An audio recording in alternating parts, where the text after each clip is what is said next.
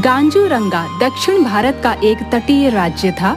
वहाँ के अधिकतर लोगों का मुख्य व्यवसाय मछली पकड़ना और उसे बेचना था।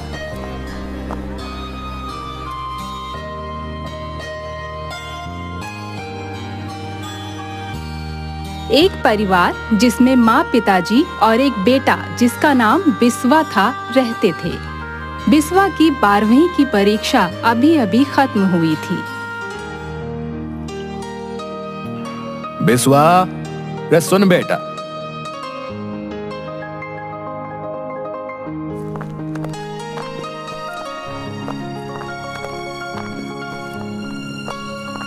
अब तेरी परीक्षा का परिणाम आने में वक्त लगेगा।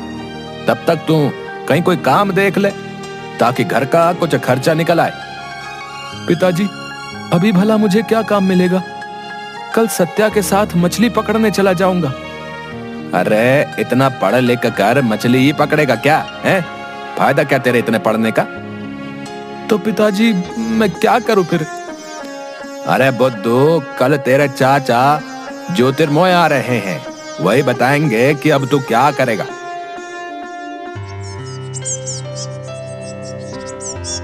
अगले दिन शहर से बिस्वा के चाचा जी आ गए।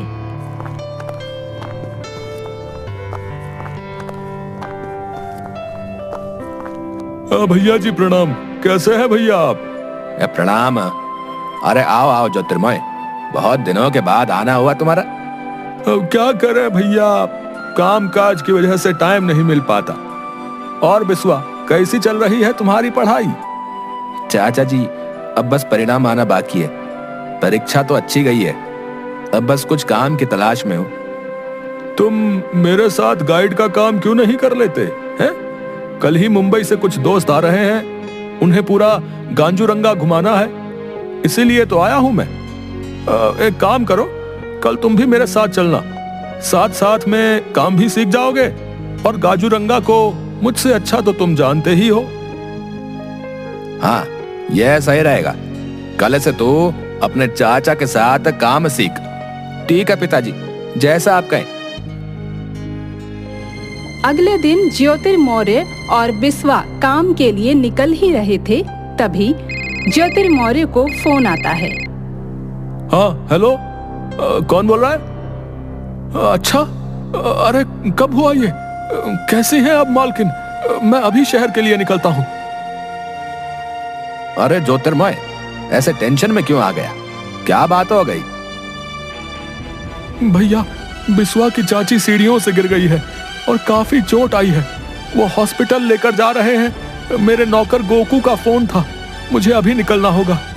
बिस्वा, मैं तुम्हें अपने गेस्ट का नंबर देता हूँ, उनसे मिलकर तुम उन्हें सभी ऐतिहासिक जगहों पर घुमा देना। अच्छा? लेकिन चाचा जी, मैं तो अभी... अरे घबराओ नहीं, सब लोग हमारी तुम्हारी तरह के होते हैं, अच्छे से बात करते हैं। और तुम तो यहाँ के लोकल हो, अच्छे से संभाल लोगे। मैं निकलता हूँ। उसके बाद ज्योतिर्मौर्य शहर के लिए निकल जाता है।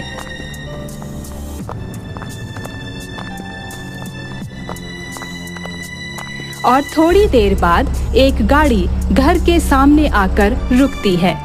उसमें से एक आदमी उतरकर, अरे श्रीमान, मेरा नाम जिगर लोखंडे है। हमें ज्योतिर्मय, जो गाइड का काम करते हैं, उनसे मिलना है। जी सर, आप सही जगह पर हैं। आज चाचा की जगह मैं आपको गांजूरंगा घुमाऊंगा सर। चाचा जी को किसी जरूरी काम से शहर जाना पड़ा। अच्छा, अब कोई बात नहीं, चलो आओ, गाड़ी में बैठो, तो आज का काम शुरू करते हैं। बिस्वा उनके साथ गाड़ी में बैठकर वहां से निकल जाते हैं।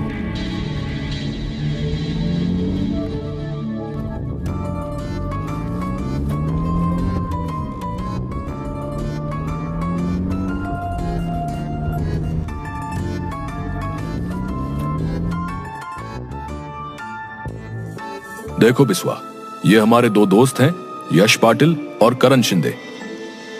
और दोस्तों, ये इस बार हमारे गाइड हैं, बिस्वा। सभी का गांजूरंगा में स्वागत है सर। और आज की हमारी पहली लोकेशन होगी सेंट जोसेफ चर्च। ये चर्च यहाँ का ओल्डेस्ट चर्च है सर। यहाँ से बस कुछ कदम पैदल चलकर हम वहां पहुंच जाएंगे।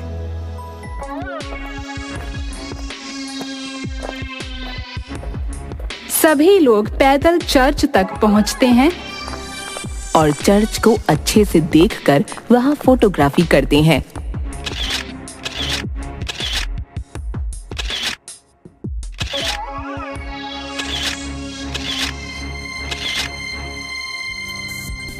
बिस्वा, ये जगह तो सच में लाजवाब है। अब हम इसके बाद कहाँ जा रहे हैं? सर, अभी यहाँ से कुछ दूर एक बहुत लोकप्रिय उद्यान है, वहाँ चल सकते हैं। अरे हम पार्क घूमने थोड़ी आए हैं, कुछ और दिखाओ जिसमें रोंगटे खड़े हो जाएं, हैं? यादगार हो हमेशा के लिए। सर, ऐसी एक जगह तो है, लेकिन वहाँ कोई नहीं जाता सर। 2004 की सुनामी के बाद तो बिल्कुल नहीं। समुद्र तट से बिल्कुल सटी हुई करिकट्टू कुपम सुरंग, लेकिन वहाँ ना जाएं तो ही अच्छा रहेगा सर। यह की ना तुमने मजेदार बात भाई, है? ऐसा कुछ ही तो मैं ढूंढ रहा था। चलो यारो, वही चलते हैं यार, चलो। भाई, मेरा नाम जिगर लोखंडे जरूर है, लेकिन जिगर नाम मात्र ही है मुझ में। मैं तो ऐसी खतरनाक जगह नहीं जाने वाला। अरे भाई, कहीं और चल देते हैं ना। इसीलिए तो तुम लोगों के साथ नहीं आना चाह रहा था मैं। मुझे पता था तुम दोनों फट्टू हो। हाँ, ये फट्टू किसको बोला रे तू? हैं? फट्टू किसको बोला? तुम दोनों को, और किसको बोलूंगा? एक सुरंग में जाने से हालत पतली हो गई। क्या खाक वर्ल्ड ट्रेवल करोगे तुम लोग? अच्छा भाई, अच्छा, ठीक है ठीक है, चलो भाई चलो, ले चलो हमें सुरंग में। सब लोग साथ रहेंगे तो कुछ नहीं होगा, ठीक है?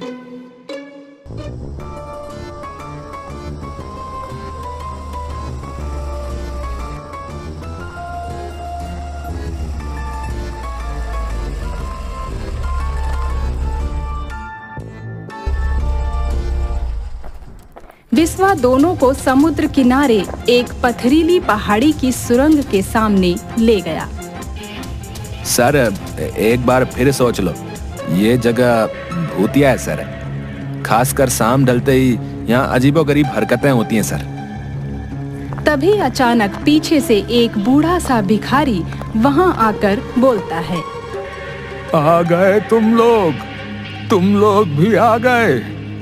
जाओ जाओ, तुम्हारा भी वक्त आ गया है। जाओ, वो सब सालों से प्यासी हैं, बस सच्चा मन और चमकीला मोती ही बचेगा।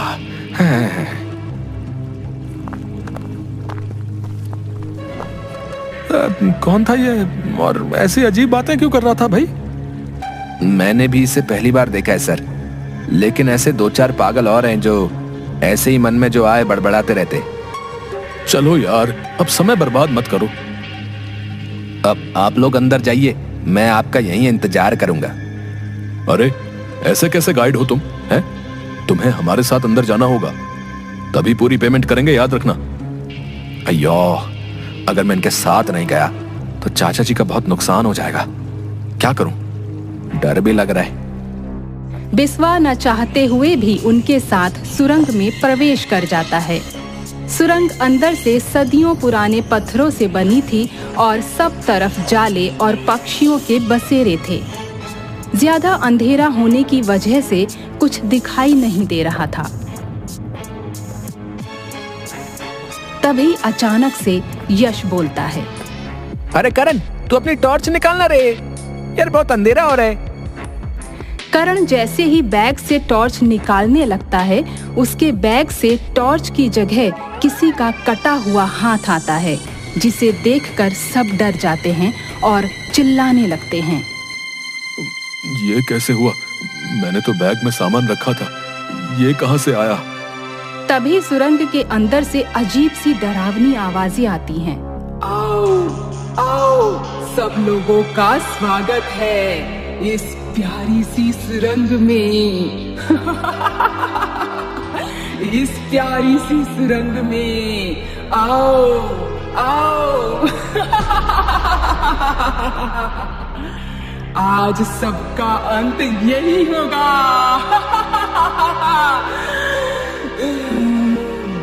सब लोग डर के मारे कांपने लगते हैं। ये जमाइला, हम लोग अब इस सुरंग में फंस गए।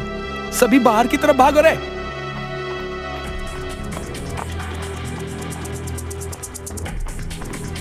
सभी वापस भागने लगते हैं, लेकिन कुछ चट्टानें अचानक से गिरकर रास्ता बंद कर देती हैं। सर मैंने मना किया था कि यहाँ ना आए, आप लोग नहीं माने। अब पता नहीं क्या होगा। ये सुनामी में मरी हुई आत्माएं, ये हमें नहीं छोड़ेंगी सर। तभी सब तरफ छोटे छोटे मांस के टुकड़े सुरंग से गिरने लगते हैं और सब चिल्लाने लगते हैं, बचाओ बचाओ बचाओ, कोई है बचाओ। तभी यश धीरे धीरे पीछे हट रहा होता है। अचानक से उसको एक अधकटी सी चुड़ैल खींचकर अंधेरे में ले जाती है। करण, जिगर, बचाओ!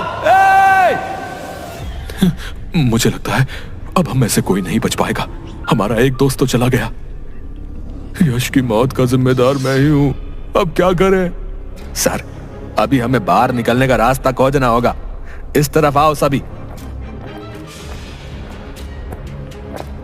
चलते चलते थोड़ी देर बाद अचानक गुफा के ऊपर से एक लाश आगे गिरती है, जिसकी आधी गर्दन खून से लथपथ थी। उसे देखकर सब घबरा जाते हैं और चिल्लाने लगते हैं, नहीं, मेरा प्यारा दोस्त यश। सर जल्दी चलो, पता नहीं और क्या हो जाएगा।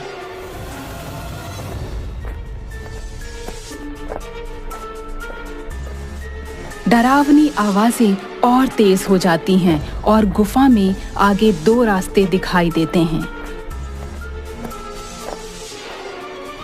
अब हमें कहाँ जाना चाहिए? मुझे तो कुछ समझ नहीं आ रहा, क्या करें?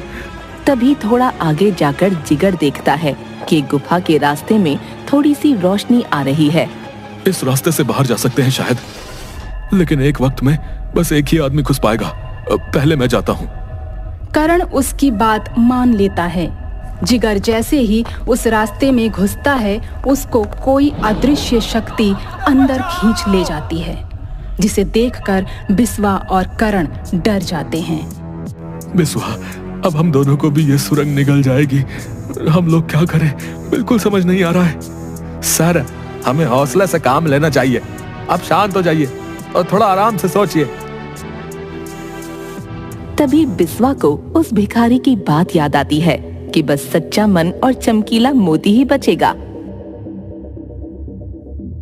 इसका कुछ तो कनेक्शन होगा।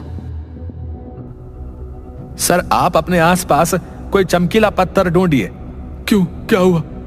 चमकीला पत्थर, क्या करोगे उसका? सर वो मैं बाद में बताएगा, आप पहले ढूंढिए। दोनों गुफा में इधर उधर पत्थर ढूंढने लगते हैं।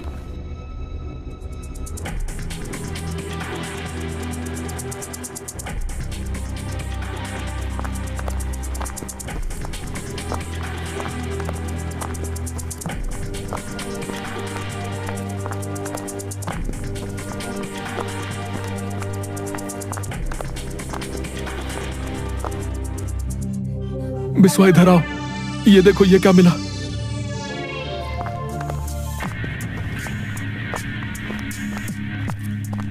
करण के हाथों में एक चमकीला सा पत्थर होता है। हे भगवान, तेरा लाख लाख शुक्र है। लेकिन अब इस पत्थर से बाहर कैसे जाएंगे? क्या सोच रहे हो? अब हमें करना क्या है इस पत्थर का?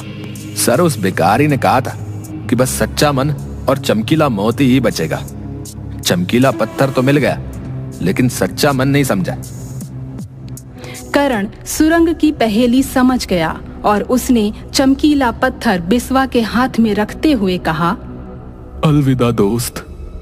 तभी एक बहुत तेज रोशनी के साथ दोनों करण और बिस्वा गुफा के बाहर गिरते हैं।